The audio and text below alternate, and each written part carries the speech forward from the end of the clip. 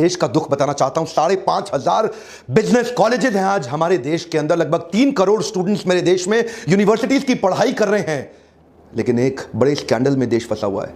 आप जानते हैं, आज एसोचैम की रिपोर्ट बता रही है 93% स्टूडेंट्स जो पास आउट हो रहे हैं ना, या तो वो अंडर एम्प्लॉयड है या अनएम्प्लॉयड है। आज देश की समस्या अनएम्प्लॉयमेंट नहीं रह गई है, आज देश की समस्या अंडर एम्प्लॉयमेंट बहुत बड़ी है।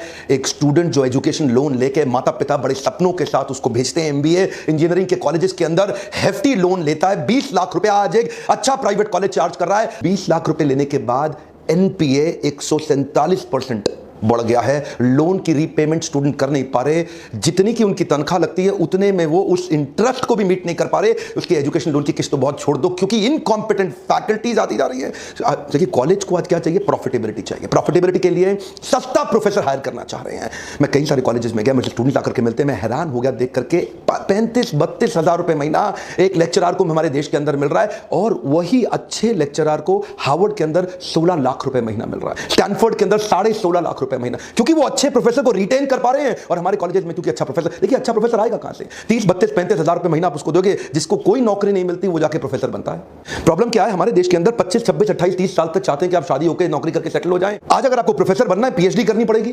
5, 7, 8 एक्स्ट्रा साल लग जाते हैं एक आदमी को पीएचडी करने में। उसकी उम्र 30-32 साल हो जाती है जब तक वो किसी कॉलेज में जाकर प्रोफेसर लगता है। लेकिन अगर एमबीए खत्म करने के बाद आप अगर टैलेंटेड हैं, टैलेंटेड आदमी प्रोफेसर नहीं बनना चाहता, इकोसिस्टम ही अलाउ नहीं कर रहा मेरे देश का उनको प्रोफेसर बनने के लिए, वो कॉर्पोरेट ज्वाइन कर लेता है। 24-25 साल की उम्र में 40-50-60 हजार रुपए, 70 हजार रुपए तनख्वाह उसकी, अगर वो कॉम्पिटेंट आदमी है लाख रुपए पहुंच जाता है अगले 5-7 साल में। यहां पे इकोसिस्टम में अच्छे प्रोफेसर ना होने के कारण कॉर्पोरेट कैंपस और कॉलेज कैंपस अलग अलग संसार हो गए। ध्यान दीजिए, स्टूडेंट का लेवल ऑफ एस्पिरेशन और उसका लेवल ऑफ प्रिपरेशन जमीन आसमान का अंतर है। वो प्रिपेयर्ड यहां के लिए है, एस्पिरेशन प्रिपरेशन में इतना अंतर हो गया। उसका कारण क्या है? कॉलेज कैंपस अलग ही संसार है, कॉर्पोरेट कैंपस अलग ही संसार है।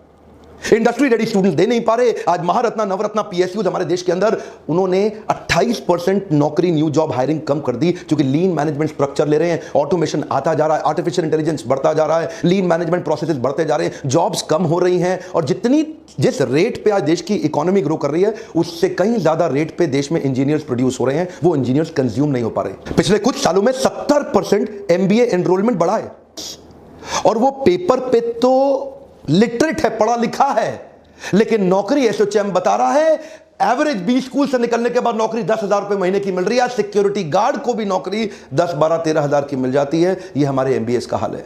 आज हार्वर्ड, स्टैनफोर्ड और वॉटन ये क्लासरूम के लेक्चर नहीं कर रहे, स्टूडेंट्स को continuously project based problem solving case studies के साथ इन्वॉल्व कर रहे हैं, उनको ऐसी सिचुएशन देते हैं जिससे कॉर्पोरेट में जब जाकर के स्टूडेंट ज्वाइन करेगा वो किसी भी प्रॉब्लम को सॉल्व करने लायक बन जाए। तो हार्वर्ड 80% केस स्टडी पे काम करता है, 10% प्रोजेक्ट पे, और केवल 5% लेक्चर दे रहा है। स्टैनफोर्ड में 40% केस स्टडी है, 25% प्रोजेक्ट है, लेक्चर वहां भी 20% है। वॉटन में 40% केस स्टडी, 25% प्रोजेक्ट, लेक्चर वहां भी 20% है। कॉर्पोरेट चाहता है एक आदमी हायर करूं, 5 आदमी का काम कर ले, और हमारे जो बच्चे प्रोड्यूस हो रहे हैं वो 5 आदमी हायर करो, एक का काम नहीं कर पाता। उसका स्किल डेफिसिट इतना बड़ा है कि on scale of 1 to 10 MBA engineering के बाद उसका स्किल 1.5 भी नहीं है, नॉट इवन 1.5 आउट ऑफ 10।